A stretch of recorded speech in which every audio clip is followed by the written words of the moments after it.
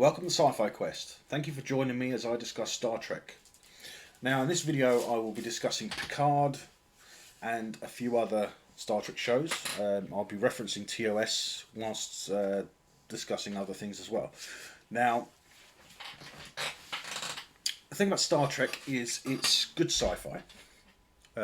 TOS was brilliant sci-fi. Next Generation Season 3 onwards, really good sci-fi. Deep Space Nine, that wasn't my type of sci-fi, but I could see where they were going with it. And Voyager, that was definitely Star Trek. I mean, that was definitely the way Star Trek is supposed to be. But DS9 is not as as Trek as it should be. Now, we got the release coming up of Picard Season 3 on the February 16th. For us in the UK, it'll probably be the 17th, I believe. But we'll see what happens when it comes to it, because I believe that's right. I believe it's released in the UK the day after it's released in the US. I could be wrong. Now, we have some people that don't like the new ship, the Titan A. Now, I like it. I think it looks really nice. It's a beautiful looking ship, except it's in the wrong era. Now, there are probably loads of people that would agree with me. It belongs in the motion picture era. It belongs alongside the Enterprise A and the Ron Iron from Wrath of Khan. Now, all they seem to have done is added the new nacelles from the Stargazer. Now, don't get me wrong, like I say, it's still a very beautiful ship. It's grown on me a lot since I first saw it. When I first saw it, I was like, oh, it looks like a updated Constitution, which doesn't fit. Really, it doesn't make any sense, but it does have. It is supposed to be. If I think about it, it looks like it's supposed to be a reimagined Constitution. Now, if I was to put it in perspective, now, if they were going to make a new the motion picture era movie, it would be okay for that to be alongside the Enterprise A. It would fit perfectly. But as it is, being in the advanced TNG era, or the Next Generation, if you prefer that, it doesn't make sense. It doesn't. Now, it would be like putting a NX-01 Enterprise alongside the Enterprise F. It just wouldn't work, you know? But don't get me wrong, I mean, Picard has its problems. I mean, Season 1 was absolute garbage. Season 2, first and last episodes were the best, but it's still not that good. I mean, it's watchable, but the first episode and last episode, they're the ones that I watch. If I was going to watch them again, they're the two I'd watch. I wouldn't bother watching the in-between. Now, Season 3, it's promising to be better. I mean, they've even said that it's a lot better. It's a lot better than the previous ones. Now, it wouldn't be hard to do that, would it? Let's see, at the end, in the first and last episodes of Picard Season 2, we get more ships. Better ships. I mean, what ships did we get in the first series? Oh yeah, we got a cut and paste fleet at the end. Yeah. Thanks for that. At the beginning of Season 2, we get the Stargazer, which is a great looking ship. And it looks beautiful. Although I would make a change, because they got the nacelles straight up. Point the camera. They got the nacelles straight up like this. Now, on the original Stargazer, they were sideways like that. Now, if they put them like that, then yes, then it's a Constellation Class 2. You know, a Constellation Mark 2 or something like that. You know, next generation of a Constellation, which would make sense. It would look better. As it is, it looks too tall, in my opinion. They should have slotted them sideways and then brought them down a bit, like they were on the original Constellation class, which was the Stargazer. Yeah, that's a change that I would have made. But like the Titan A, if I would have made the saucer section thinner and elongated it a bit, so it was more of an oval. That would fit into the era more often, and I'd remove the neck and I'd sit the saucer slightly up on there, but with no neck. So incorporate the secondary hull, or what people call the drive section, into the saucer, so it would fit along. It would fit in with the era designs. Because in my opinion, the neck on a ship, although the TOS Enterprise had it, the movie era had it, the Galaxy class had it, it's a weak point. It is the weakest part of the ship.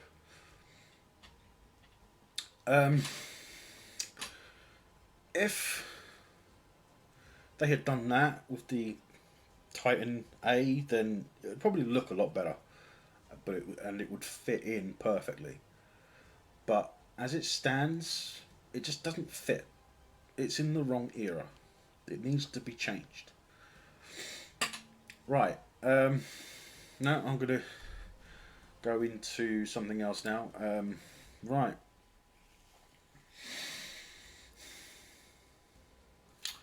I want to say something about Discovery. Now, I hope season 5 will be the last of Discovery, because I look at Discovery and I say to myself, it's a generic sci-fi show. I don't see it as Star Trek, because it isn't Star Trek. I mean, as soon as they changed the Klingons, it wasn't Star Trek anymore. And then when they went into the future, they still didn't capitalize on the possibility of changing. You know, they kept everything the same. They updated the look of the ship. Now, I think the refitted Discovery looks so much better than the original, except I've never liked the empty space, the rings and the saucer, not the empty space in between the rings. It looks horrible.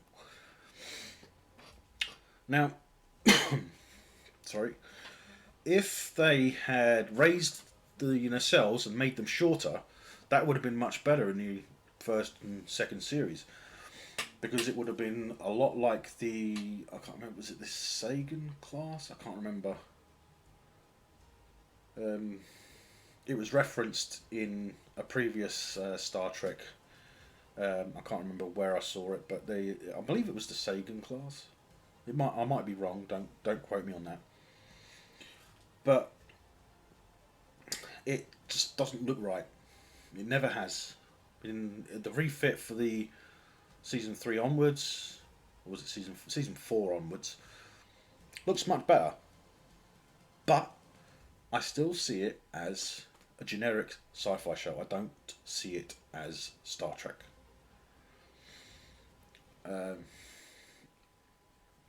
Now,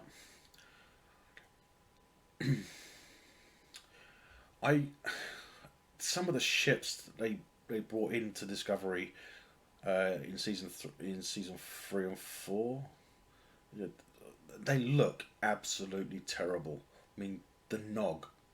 I mean, yeah, okay, the name, I've got the reference, but the ship, fucking ugly. Absolutely terrible looking ship. Oh, so they just don't look right. Sorry. Now, I'm going to go off Discovery because there was a lot I could say about Discovery. I'll make another video and at some point about Discovery because there is a lot to go through. Now, Prodigy. Let's talk about Prodigy. Now, Prodigy. I like the look of the Protostar. It's a nice looking ship. It's beautiful, but the Proto Drive. Really? Did they not reference that in Discovery? No, they didn't. So during the burn, they didn't look back and think about the Proto Drive. Nah, just doesn't work. Just like they didn't reference the Spore Drive, but they didn't think about the Spore Drive because it was classified.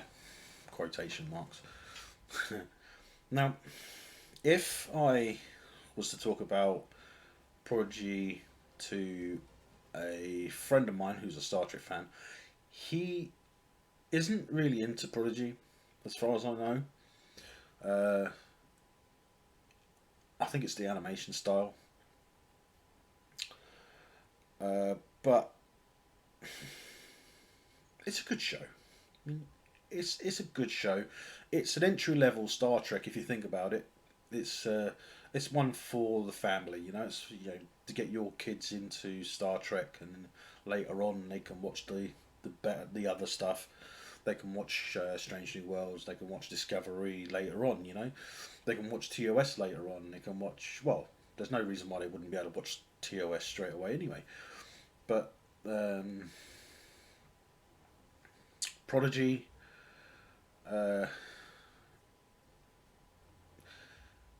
I'm not sure I see that as real Star Trek, but I say that before I see season 2. I think season 2 is going to be real. Is going to be more like Star Trek, but season 1 it was. I don't know. I don't know how to describe it. I mean, it just doesn't work. It's like they were trying to make the first season a retelling of Voyager or something. It's like they're in a Delta Quadrant and they're in.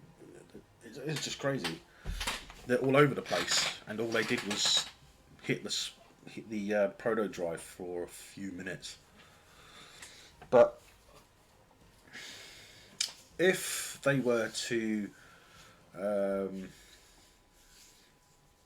make it more like Star Trek for season 2, they couldn't even let the kids. Sorry, I just got some beeping going. Just solved that.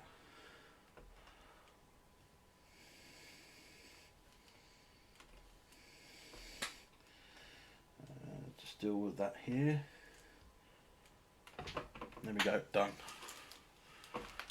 Right. Now, Star Trek is an important show. I mean, I've watched it since I was younger. I might not have watched TNG for the first 2 seasons, but I'm glad I didn't, because when I did, I couldn't see myself watching it if I had watched any of the first 2 seasons. I couldn't see myself watching the rest of it. But saying that, I ignore season 1 and 2. Although when I rewatch TNG, I do watch them, and I do skip a lot of episodes in the first 2 seasons. I'm glad they got rid of Tasha Yar. I mean, the actress is great. I mean, she's a really good actress, but I didn't like Tasha Yar as a character. I didn't like Deanna Troi in TNG. I wasn't that keen on Dr. Bashir either, and at the same time, I wasn't really that keen on Wesley either. Wesley Crusher. Wait, Dr. Bashir is Deep Space Nine. Sorry about that. I got that confused. Right, yeah. Dr. Crusher, Beverly Crusher. That's the one I was thinking of. Wasn't that keen on her. Wasn't keen on Wesley. wasn't keen on that many of them really. I mean, Patrick Stewart, you know, he's always a great actor. He's always a great actor. Will Riker. You know, there's a lot. There's a lot that I could go through with TNG, but I won't go into that in this video because I don't want this video to be too long. I mean, it's over 15.5 minutes now, so I want to try and cut it shorter. Now I want to talk. Now I'm going to talk about Lower Decks. Now Lower Decks, and to me, is the most canon show of Star Trek that we have at the moment. Now it's got humour, it's got silliness, it's got a lot of good episodes and a lot of good story. Now the ship, the Cerritos, has grown on me a lot since I first saw it. When I first saw it, I thought to myself, it's a horrible looking ship. It's ugly, but it's grown on me. Kind of like the refitted Discovery has. I mean, the refitted Discovery has grown on me a lot. It looks a hell of a lot better now than it did in the first 2 seasons. But with Lower Decks, I mean, we got the silly humour. We got references to canon and everything. It's just crazy about all the canon that we've got in Lower Decks, and we've also got ties to other Star Trek productions. You know, like the 2009 Star Trek and so on and so forth.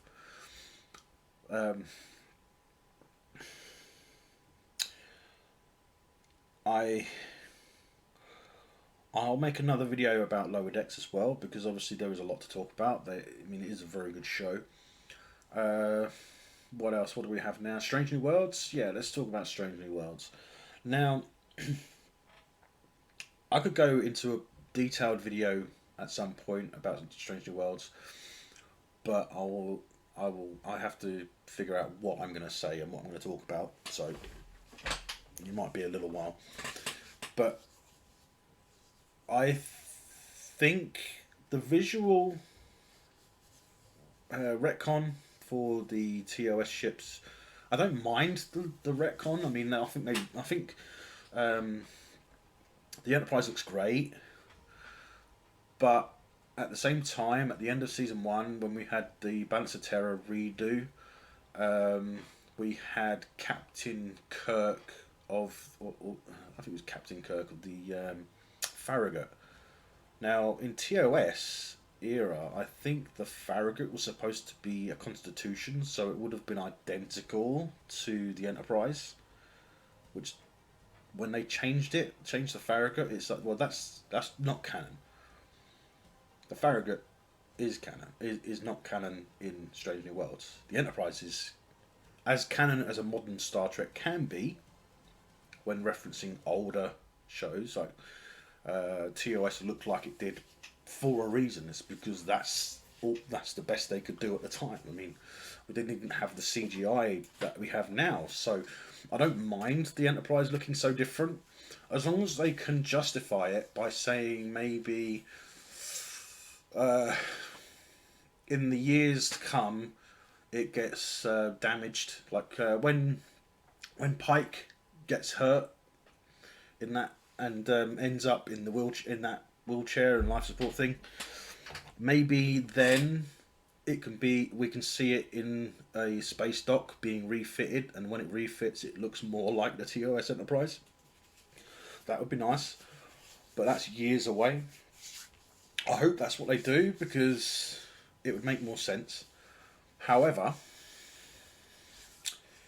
when it comes to other things like changing the Farragut, the ship they used as the Farragut could have been that one in the Gorn episodes, but at the same time, why did they make the Gorn like the xenomorphs in Alien?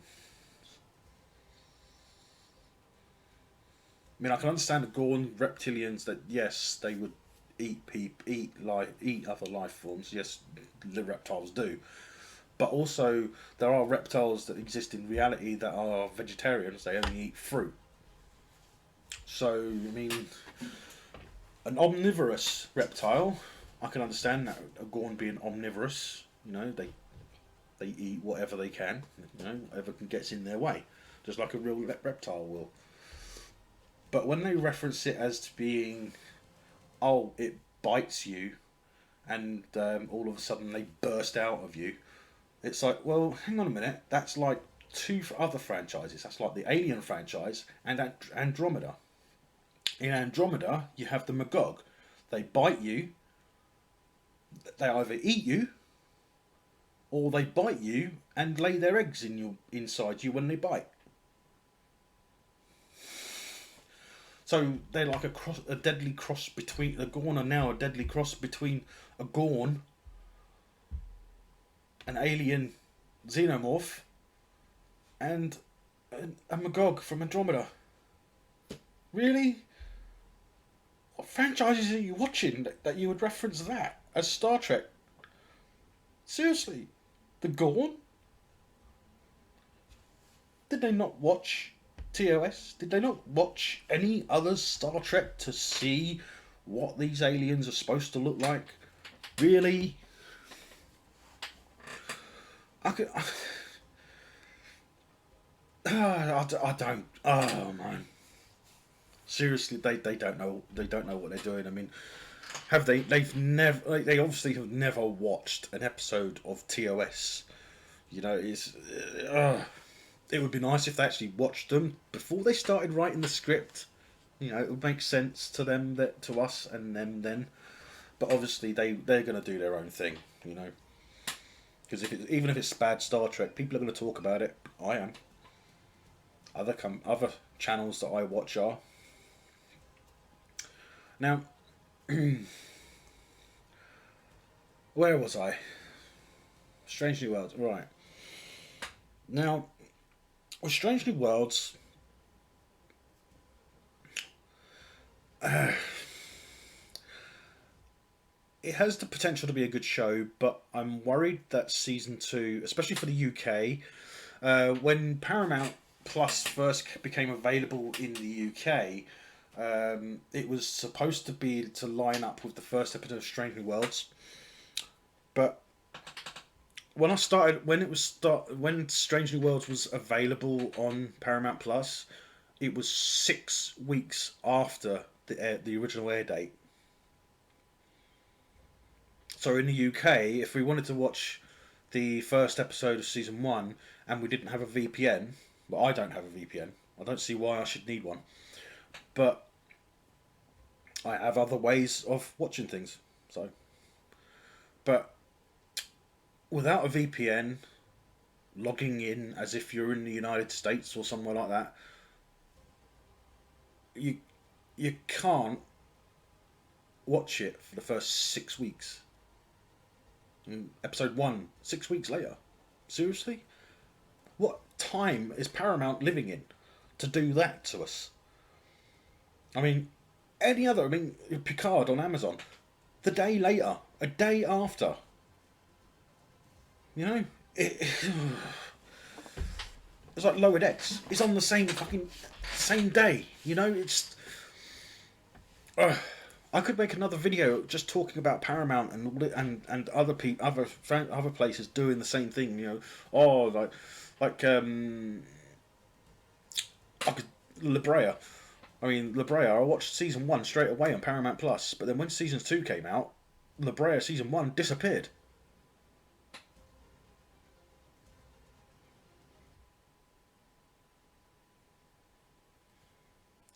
It disappeared as the end of season 2 finished. Then season 1 disappeared, and then all of a sudden they're both up there. What's going on with Paramount? They're crazy. I mean, I know they're in debt, but Jesus, do you have to really screw people over like that? But this video is going to be not much longer because I don't want to do much more. I don't want to go too far over 30 minutes for this video. But I mean, modern day Star Trek is okay, but modern day Star Wars is okay. I mean, and that's saying something. I mean, my favourite Star Wars show at the moment is probably The Mandalorian. The only other show I watch at the moment is probably The Bad Batch. Uh, but they're different franchises, so there'll be different videos. But seriously, this what they're doing with Star Trek now is just crazy. I mean, I wish that they would actually make up their mind. You know, it would be nice. It really would be.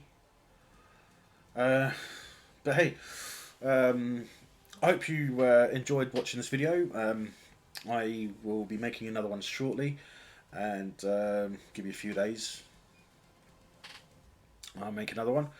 Uh, but hopefully you enjoyed this video, and please like, subscribe, and click that bell icon to be notified of any upcoming videos. And please, when you select all, so you're notified of all upcoming videos. Thanks for watching. I hope you enjoyed it, and catch you soon.